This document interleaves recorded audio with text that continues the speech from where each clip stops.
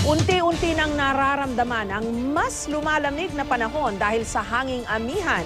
Pero sabi po ng Pag-asa, posibleng hindi pa magtutuloy-tuloy ang paglamig ng panahon. Mula sa Antipolo City, may live report si Cedric Castillo. Cedric.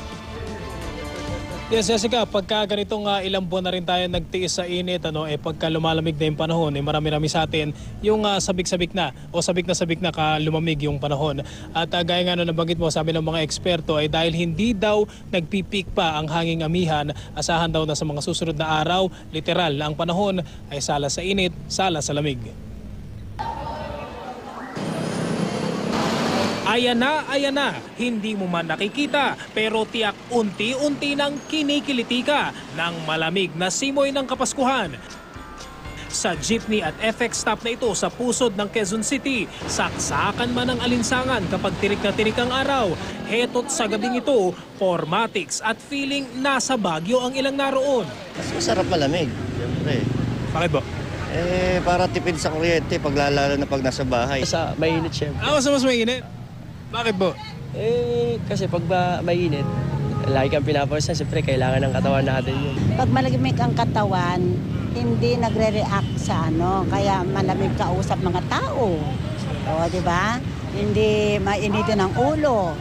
Nito lamang nakaraang Biyernes, naitala ang pinakamababang temperatura sa Metro Manila simula nang pumasok ang amihan season. Sa Baguio City naman, pumalo sa 12.4 degrees Celsius ang temperatura. Kaya naman ang mga turista, enjoy na enjoy sa paglilibot sa City of Pines. At kahit 45 araw pa bago magpasko, halos mag-fully book na ang mga hotel sa Baguio. Kasi nga ngayon peak season, di ba? Baka maubusan. Pero sa trend ng talaan ng Pag-asa sa lumipas na mga araw, makikitang tila bumabawi sa scoreboard ang init laban sa lamig. Ayon sa Pag-asa, kapag ganitong kasisimula pa lang ng amihan season, imagine na lang nating merong isang pagkalaki-laking aircon na minsan naka-on, minsan naka-off. Itong amihan o northeasterly wind na tinatawag o northeast monsoon, ito po ay nagdedepende sa high pressure area dito po sa may mainland China. Kung malakas po yung high pressure area po rin sa mainland China, direkta pong tumatama sa ating bansa, mas malamig po yung amihan. Mula po rin sa China, papunta po ito ng Japan. So pag nasa Japan na po ito, yung hanging amihan o yung tinatawag nating northeasterly wind, tumatama muna sa dagat bago po makarating sa ating bansa. Kaya mainit na po yun. Pag humina ang amihan, asahan natin na babalik yung maalinsangang umaga o kaya dating ng tanghali at pagdating ng gabi, medyo lalamig uli yan. So, pag hina niyan, muling iihip uli o lalakas yan, posible Huwebes o Biyernes. Hindi pa nga raw lubusang ma-enjoy ng Pinoy ang bed weather, lalo pat ngayong mismong ang panahon ang sala sa init, sala sa lamig. Kaya bago pa tuluyang maging in ulit ang mga damit panlamig, heto ang tila nauuso ngayon. Anong nararamdaman mo pag sa tanghali? Mainit, pinagpawisan ka syempre. Tapos pagdating ng gabi?